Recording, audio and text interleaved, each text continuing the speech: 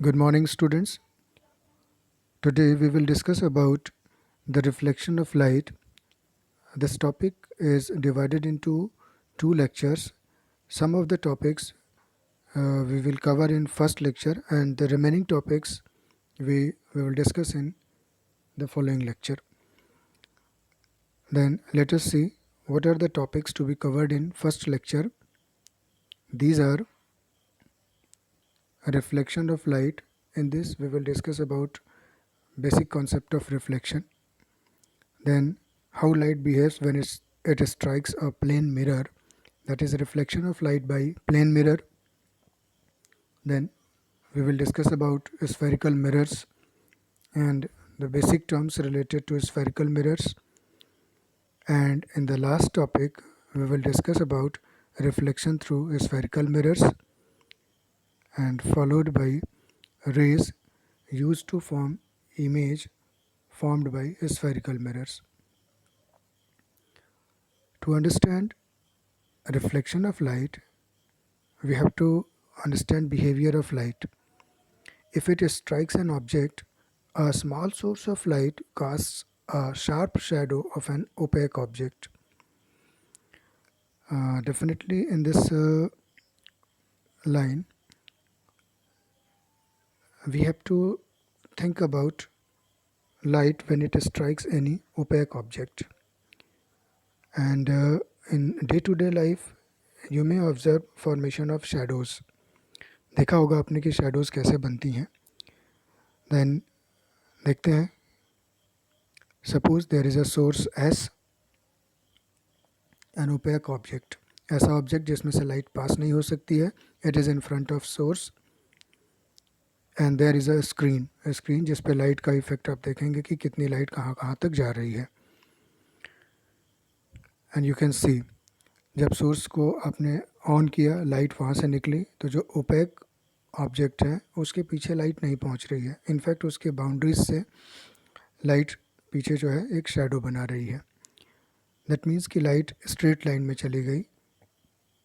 जैसे आप यहाँ पर देख सकते हैं कि लाइट यहाँ से स्ट्रेट लाइन में चली गई है ऊपर की तरफ. इसी तरीके से यहाँ नीचे देखिए, लाइट शार्प कॉर्नर से सीधा निकल गई है और इस पोर्शन में शेडो बन रही है.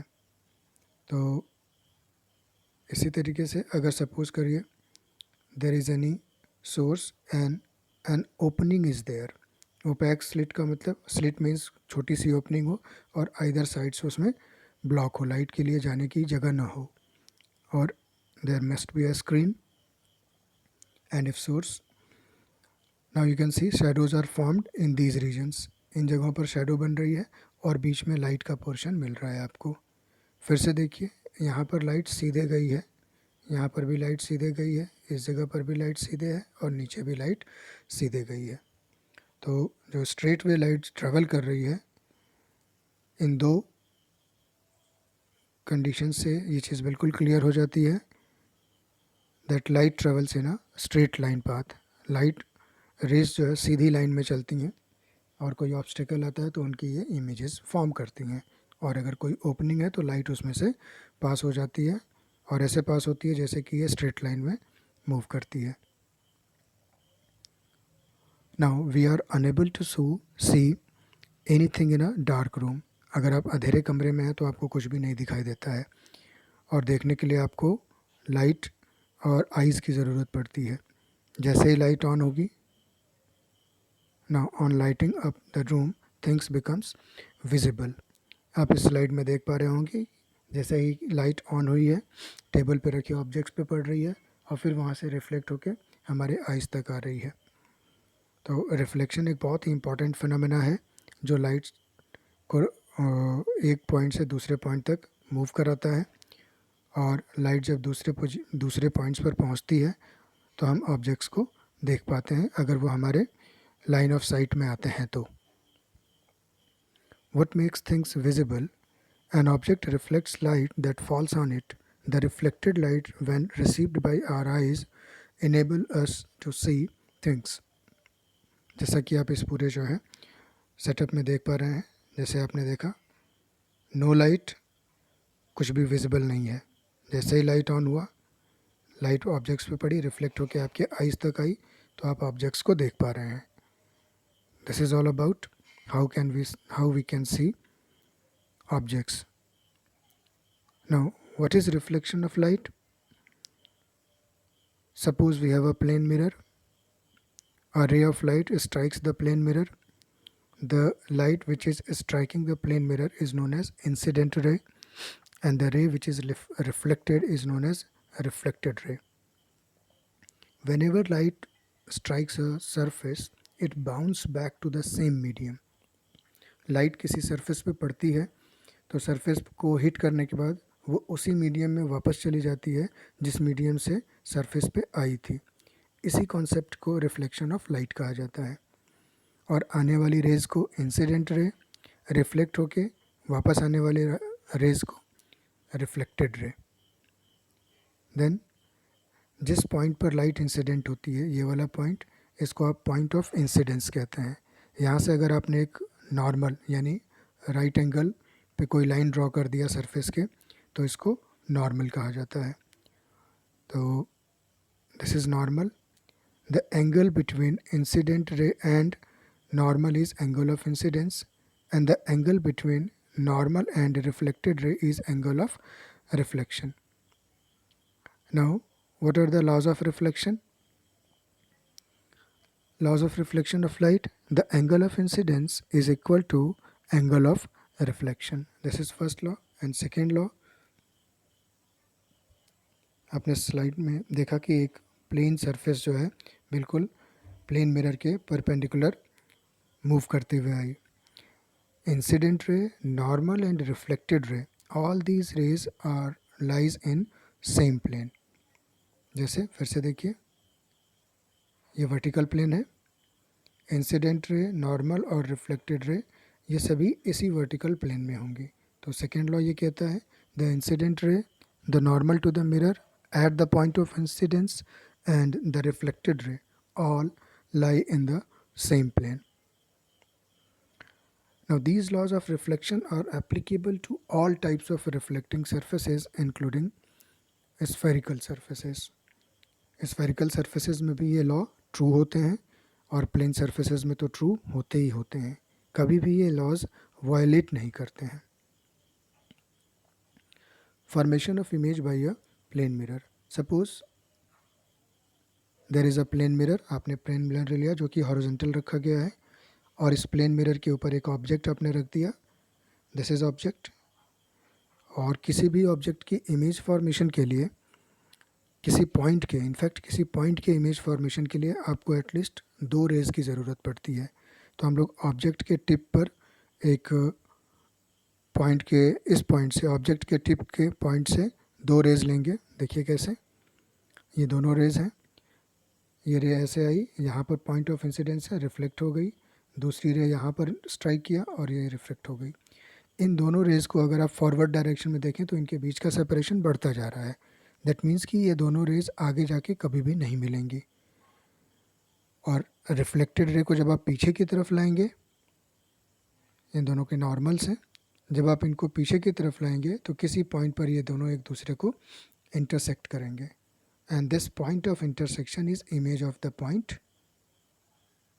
इस पॉइंट का इमेज बनेगा.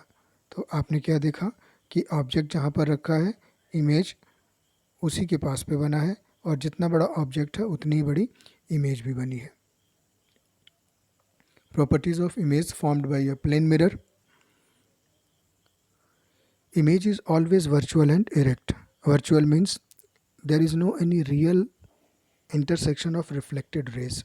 जो रिफ्लेक्टेड रेज हैं वो रियलिटी में एक दूसरे को इंटरसेक्ट नहीं करती हैं, बल्कि ऐसा अपीयर होता है कि ये किसी पॉइंट से आ रही हैं. तो जो अपीयरेंस का टर्म है that is for virtual. And erect का मतलब सीधी इमेज बनेगी. इमेज कैसी बनेगी? सीधी. इसको ऐसे आप समझ सकते हैं जैसे आपकी प्लेन मिरर के सामने आप खड़े होते हैं, तो जैसे आप खड़े होते हैं आपका सर ऊपर की तरफ है, तो इमेज में भी आपका सर ऊपर की तरफ होता है. तो इस तरीके के सिचुएशंस में इमेज को इरेक्ट कहा जाता है. तो प्लेन मिरर के सामने जितनी भी इमेजेस बनती हैं सारी वर्चुअल और इरेक्ट होती हैं. Then size of the image is equal to the size of object. Image is as far behind the mirror as the object is in front of it. Object mirror से जितना दूर रखा जाएगा, mirror के पीछे image भी उतनी ही दूर बनेगी. सपोज़ ऑब्जेक्ट 2 सेंटीमीटर के डिस्टेंस पे रखा है, तो इमेज भी मिरर के पीछे 2 सेंटीमीटर के डिस्टेंस पे बनेगी. और डेफिनेटली आपने एक कॉमन ऑब्जर्वेशन, अगर आप खुद को प्लेन मिरर के सामने खड़े हों, आप प्लेन मिरर के सामने और मिरर की तरफ जाएंगे तो आपकी इमेज भी मिरर की तरफ आती है, और अगर आप मिरर से दूर जाएंगे तो आपकी इमेज भी मिरर से दूर जाती है. दैट मीन्स कि जितने आगे आप जितने आगे ऑब्जेक्ट रखा जाएगा, उतने ही डिस्टेंस के हिसाब से इमेज भी बनेगा. आप मिरर के क्लोज हैं तो इमेज क्लोज बनेगा, आप मिरर से दूर हैं तो इमेज दूर बनेगा. Image is laterally inverted. Laterally inverted का मतलब, लेटरल मीन्स साइड वाइज. और आपने जूनियर क्लासेस में भी पढ़ा है कि मिरर के सामने अगर आप हैं तो आपका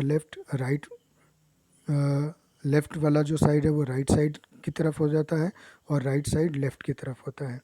जैसे एक दूसरे के आमने सामने अगर दो लोग खड़े हों, तो अगर आप अपने राइट हैंड को उठाएंगे तो दूसरा पर्सन अगर उसी साइड का हाथ उठाएगा तो वो उसका लेफ़्ट होगा. इसी तरीके से प्लेन मिरर में भी इमेजेस बनती हैं. तो आप आमने सामने हैं तो आप राइट उठाएंगे तो मिरर में लेफ़्ट उठेगा, और आप इधर ऑब्जेक्ट में लेफ़्ट उठाएंगे तो मिरर में राइट की तरफ उठेगा. This is known as laterally inverted. Now the spherical mirrors. Spherical mirrors generally curved shape के mirrors होते हैं, और ये डेफिनेटली किसी न किसी स्फेरिकल सरफेस का कोई पार्ट होते हैं. किसी हॉलो स्फेयर से मिला के, हॉलो स्फेयर से के पीसेस के फॉर्म में बनते हैं ये. और ये इनके दो टाइप के शेप्स होते हैं, देखिएगा कैसे. Mirrors whose reflecting surfaces are spherical are called spherical mirrors. A spherical mirror whose reflecting surface is curved inwards. Curved हो लेकिन जहाँ पर लाइट रिफ्लेक्ट हो वो हिस्सा अगर अंदर की तरफ है, then it is called concave mirror. और अगर रिफ्लेक्टिंग सरफेस बाहर की तरफ होगा तो कॉन्वेक्स. जैसे ये सरफेस देखिए, एक कॉनकेव है, दूसरा कॉन्वेक्स. अब आप कहेंगे कि कॉन्वेक्स और कॉनकेव कैसे, तो ये रिफ्लेक्टिंग सरफेस अंदर की तरफ है तो ये कॉनकेव है,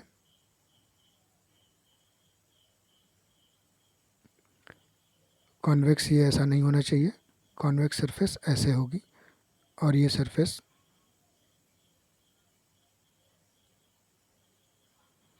लाइट इस पर रिफ्लेक्ट करेगी और इधर की तरफ पेंटेड होगा.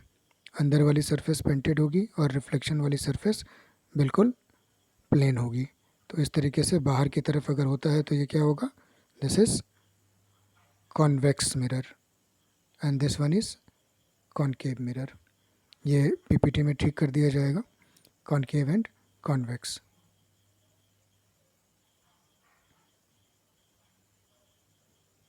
देन नेक्स्ट देखते हैं reflecting surface. These two surfaces are painted one and reflecting surface. आपको क्लियर हुआ है ये, फिर से देख लें. ये देखें, इसकी रिफ्लेक्टिंग सरफेस अंदर वाली है और ये बाहर की सरफेसेस क्या है. कॉनकेव में बाहर निकली हुई सरफेस पेंटेड है, कॉन्वेक्स में अंदर वाली सरफेस पेंटेड है. तो कॉनकेव की रिफ्लेक्टिंग सरफेस अंदर की तरफ होगी और कॉन्वेक्स की रिफ्लेक्टिंग सरफेस बाहर की तरफ होगी. Then concave mirror and convex mirror. This is pole. This P is known as pole. The midpoint of the spherical surface is known as pole of the mirror. Center of the reflecting surface lying on the surface. Then suppose there is a point C. This point C is center of a spherical surface, or you can say center of a sphere from which this mirror is obtained, and it is known as center of curvature. Center of curvature is the center of the mirror, center of the imaginary sphere from which a spherical mirror is cut out. and the distance between pole and center of curvature, that is the separation or distance between P and C, is known as radius of curvature, and it is denoted by capital R. And if we draw a line joining center of curvature and pole, this straight line is called principal axis of the mirror, and is principal axis is the line passing through the pole and the center of curvature and extending to infinity. It is the normal to the mirror at the pole. जो radius of curvature है ये पोल पे एक normal की तरह होती है, क्योंकि आप सरफेस पे सेंटर से कोई भी लाइन खींचेंगे वो सरफेस के नॉर्मल होगी। तो जो पोल से जाएगी और सेंटर ऑफ कर्वेचर से जाएगी ये भी नॉर्मल होगी सरफेस के, बट स्पेसिफिकेशन क्या है, पोल से पास होगी। और ज्योमेट्री में आपको पता है कि किन्हीं दो पॉइंट से केवल एक ही लाइन खींची जा सकती है, इसलिए इसको प्रिंसिपल एक्सिस ऑफ मिरर कहा जाता है, क्योंकि ये बिल्कुल यूनिक होगी। एंड सपोज अ रे which is parallel to principal axis strikes the mirror. Parallel जितनी भी रेज आएंगी मिरर को स्ट्राइक करने के बाद, रिफ्लेक्ट होने के बाद एक स्पेसिफिक पॉइंट से होके जाती हैं। This point is known as focus of the mirror. इसे आप मिरर का फोकस कहते हैं। जैसे कॉन्केव में बताया आपको, पैरेलल बीम्स जितनी आई हैं ये सारी पैरेलल रेज रिफ्लेक्ट होने के बाद एक पॉइंट से इंटरसेक्ट करती हैं और उस पॉइंट को आप फोकस कहते हैं। यहाँ देखिए रियल में इंटरसेक्शन हो रहा है, रेज वाकई में एक दूसरे को कट कर रही हैं, and therefore it is a real focus. इसी चीज़ को अगर कॉन्वेक्स में देखा जाए, पैरेलल रेज आई, रिफ्लेक्ट होकर बाहर की तरफ निकल गई, ये भी बाहर की तरफ, और इनको अगर आप पीछे की तरफ मिलाएंगे, आगे की तरफ मिलाएंगे तो ये नहीं मिलेंगे, लेकिन जब आप इन्हें पीछे की तरफ मिलाएंगे, देखिए ये डाइवर्स कर रही हैं, फैल रही हैं रेज, तो इस मिरर को, कॉन्वेक्स मिरर को डाइवर्जिंग मिरर भी कहा जाता है। कॉन्ट्रास्टिंग वे में अगर कॉन्केव की बात करूं तो कॉन्केव में आप देखिए पैरेलल रेज एक जगह पर इकट्ठा हो रही हैं, इसको कहते हैं कन्वर्ज होना। तो जब रेज कन्वर्ज होती हैं तो इस कॉन्केव मिरर को कन्वर्जिंग मिरर भी कहा जाता है। Due to its action concave mirror is called converging mirror, and due to its action convex mirror is called diverging mirror. It diverges rays, ये रेज को फैला देता है, और कॉन्केव रेज को इकट्ठा कर देता है। कॉन्वेक्स मिरर में अगर आप देखें तो ये रेज जब पीछे की तरफ आप ले आएंगे तो किसी पॉइंट पर ये अपीयर होगा कि इस पॉइंट पर ये मिलती हैं, और इसको ऐसे समझा जा सकता है कि ये रेज इस पॉइंट से बाहर की तरफ निकलती हुई आ रही हैं। अगर आप यहाँ से ऑब्ज़र्व करेंगे, इस जगह से ऑब्ज़र्व करेंगे, तो ऐसा लगेगा कि ये रेज इस पॉइंट से निकलते हुए यहाँ आ रही हैं, and this is appeared to be. तो ये इमेजिनरी कॉन्सेप्ट है। तो ये फोकस कैसा होगा, वर्चुअल फोकस होगा। कॉन्वेक्स मिरर का फोकस पॉइंट कैसा होगा, वर्चुअल, और कॉन्केव का focus point real.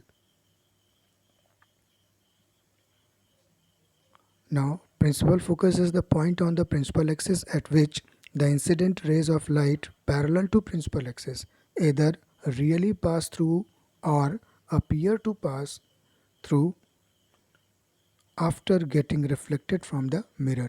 Really means really up meeting means in concave mirror, and appear to pass through, it is for convex mirror.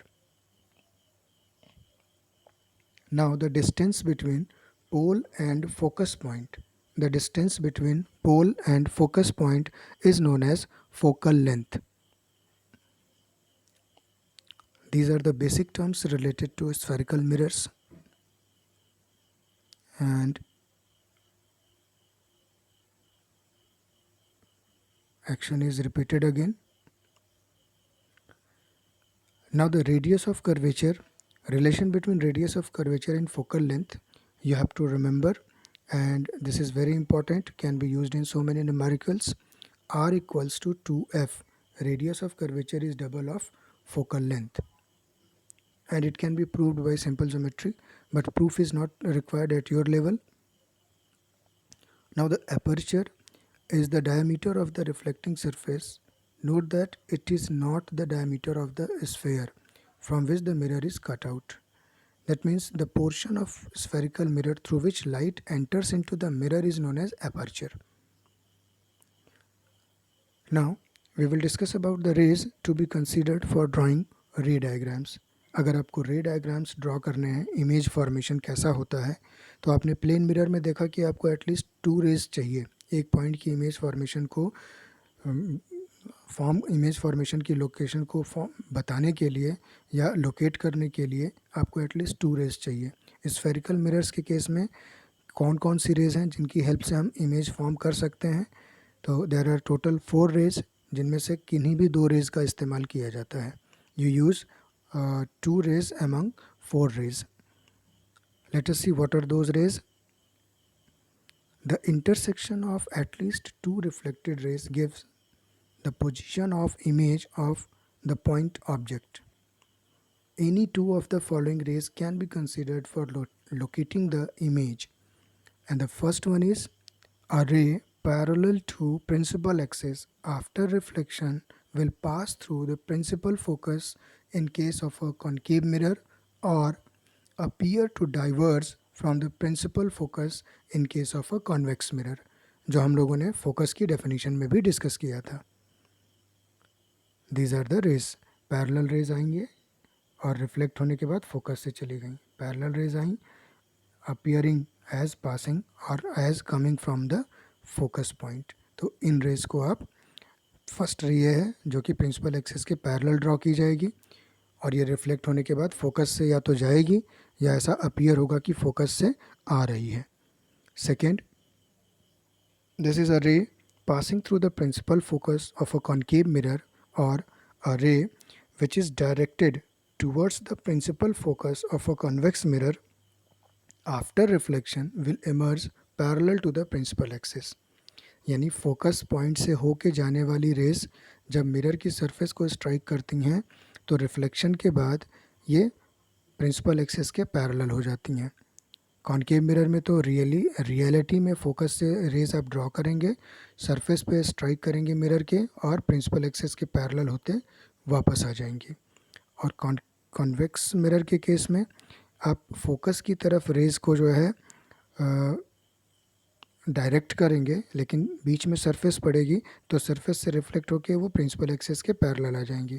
तो अगर मिरर नहीं होता तो वो कहाँ पर जाती, फोकस पॉइंट पे जाती। तो इसीलिए वर्ड क्या लिया गया है, a ray which is directed towards the principal focus of a convex mirror after reflection will emerge parallel to the principal axis. Diagram आप देख सकते हैं।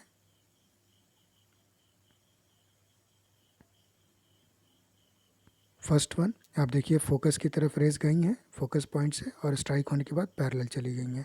यहाँ पर फोकस की तरफ जाने वाली रेज बीच में मिरर पड़ने से रिफ्लेक्ट होकर पैरेलल वापस आ गई हैं।